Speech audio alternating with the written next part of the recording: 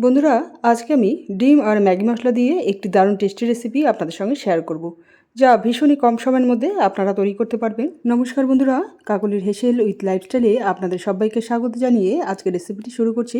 রেসিপিটি তৈরি করার জন্য আমি প্রথমে একটা পাত্রের মধ্যে দুটো ডিম ভেঙে দিয়ে দিলাম।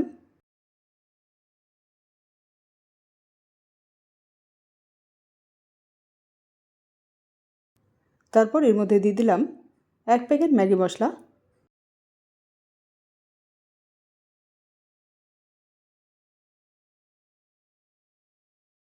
আর দিয়ে দিলাম স্বাদমতো কুচনো কাঁচা লঙ্কা। ম্যাগি মশলার মধ্যে যেহেতু নুন থাকে সেহেতু আমি এখানে আর নুন দিলাম না। এবার এই মশলার সমেত ডিম একসঙ্গে ভালো করে মিক্স করে নিচ্ছি।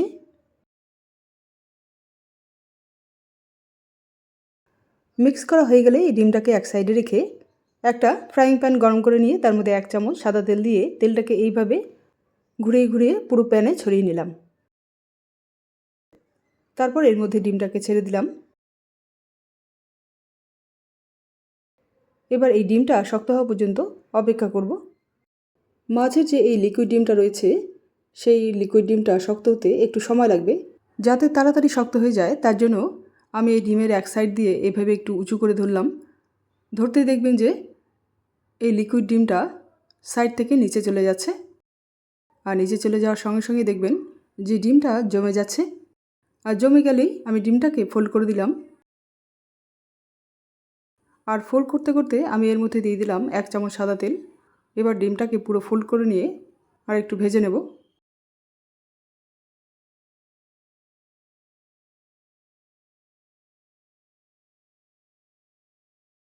ভাজা হয়ে গেলে এই ডিমটাকে একটা প্লেটে নামিয়ে নিলাম। এবার একটা ছুরির সাহায্যে এই ডিমটাকে এইভাবে সরু সরু করে কেটে নিচ্ছি।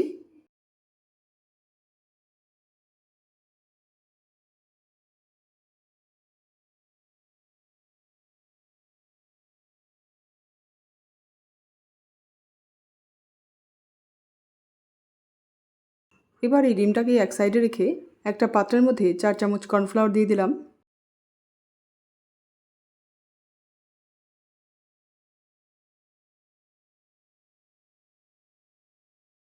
আর দিয়ে দিলাম 1 চামচ ময়দা আর 1 প্যাকেট ম্যাগি মশলা। এর মধ্যে যেহেতু নুন রয়েছে সেহেতু আমি এখানে আর নুন দিলাম না। এবার এর মধ্যে দিয়ে দেবো সামান্য একটু জল। জল দেওয়া হয়ে গেলে এই সমস্ত উপকরণগুলোকে একসঙ্গে ভালো করে মিক্স করে নিয়ে একটা ব্যাটার তৈরি করে নেব।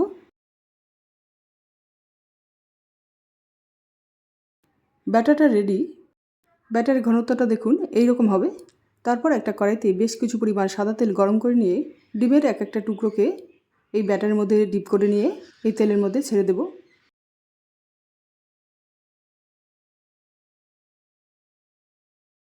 সব ডিমের টুকরোগুলোকেই এইভাবে ছেড়ে দেব।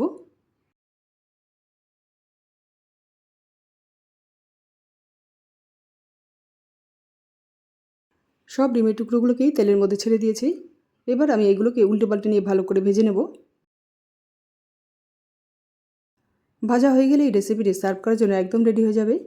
বন্ধুরা, এইভাবে এই রেসিপিটি একবার খেয়ে দেখবেন, অসাধারণ লাগে খেতে। বাড়িতে যদি হঠাৎ কোনো গেস্ট আসে তাহলে আপনারা খুব সহজেই খুব তাড়াতাড়ি এই রেসিপিটি তৈরি করে নিতে পারবেন। দেখুন এগুলো ভাজা হয়ে গেছে। আমি এগুলোকে কড়াই থেকে অনেকটি পাত্রে তুলে নিচ্ছি। বন্ধুরা, রেসিপিটি আপনাদের কেমন লাগলো প্লিজ কমেন্ট করে জানাবেন। ভালো লাগলে রেসিপিটিকে লাইক ও শেয়ার করে দিয়ে চ্যানেলটিকে সাবস্ক্রাইব করে দেবেন। তাহলে বন্ধুরা, আজ এই পর্যন্তই। আবার আপনাদের সঙ্গে দেখা হচ্ছে পরের এক নতুন রেসিপিতে। Thank you.